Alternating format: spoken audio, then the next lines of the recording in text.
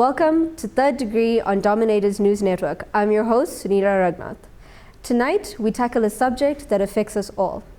As a news network, we've extensively covered the wars the public is aware of. But tonight, in a DNN News special, we cover a secret war that's been happening all over the world as we speak, the talent war. Companies have been competing for a small group of rare, adaptive, and diverse talent that's out there. Tonight, we are joined by a panel of experts in their field to discuss some guidelines that line managers and organizations can use to win this talent war.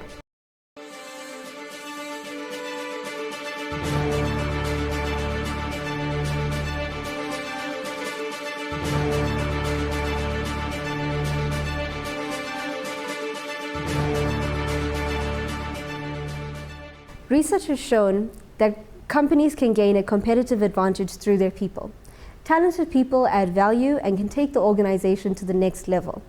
But in a world that's rapidly changing through technology, companies need people who can learn at a faster rate than their competitors. This is also due to the adapt or die nature of industries. So let's hear from our panel. What do you believe are the most critical concepts that people or line managers need to know in order to win this talent war? How should they get ready? Well, Sunira, in my experience, the employee selection process is something that organizations and managers need to focus on. Implementing effective employee selection strategies can really help companies gain a competitive advantage. These plans need to help a company recruit effective people that are responsible and accountable, take accountability for their work. For this to happen, proper HR planning with the use of HR database can really ensure effective role analysis. Good points, Khabo. The fundamental concept here is training. It is important for line managers and HR managers to attend the correct training in order to familiarize themselves with the correct training in order to avoid the common mistakes associated with employee selection. The fundamental concept here is training. It's important for HR managers and line managers to attend the correct training in order to avoid the common pitfalls associated with employee selection. This will also enable them to be effective in their employee selection methods. Right now, competition is fierce within the talent wars. In order for organizations to remain relevant, it is important for them to employ the right people for the right positions at the right time with the right set of complementary talents. Okay, so if employee selection is so crucial, Lysis, can you give us an example of what your company's employee selection strategy is? Personally, in my selection process, I prefer a few colleagues talking to the candidate so that I can get a feel of who would do things my way.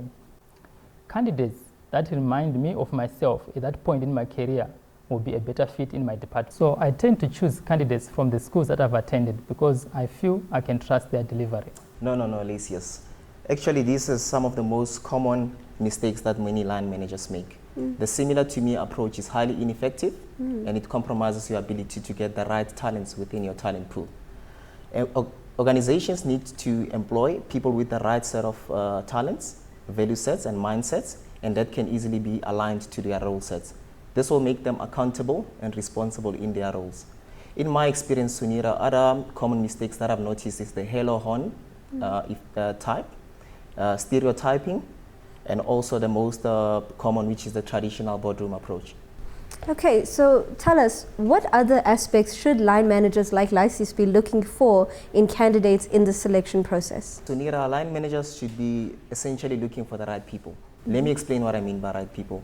These are people that will be a resource to the organization, people that will show interest in the organization and their jobs, people that will be able to align their personal goals with the goals of the organization, people that will show human and also social network abilities, and most importantly, people that are trustworthy. But most importantly, line managers should hire people that are highly innovative and that will be able to adapt. This is because environments are constantly and rapidly changing. So it's important to be able to hire people that will be able to adapt whenever your company strategies need to be realigned to their talent sets. Remember that it's not the strongest species that survive, nor the most intelligent, but the one that is most responsive to change. That is so true. Those are the same kind of employees that are going to bring quality, experience, a good track behavior, and a good tracking record, and a good attitude to the company. So, KG, tell us, if line managers and Lysis has been doing it wrong, what are the correct selection methods that line managers should be using?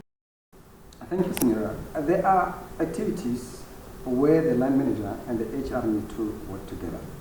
For example, adequate preparation, we need to ensure that the role sets are developed so that we can be able to do the role description and the role specifications for that particular role.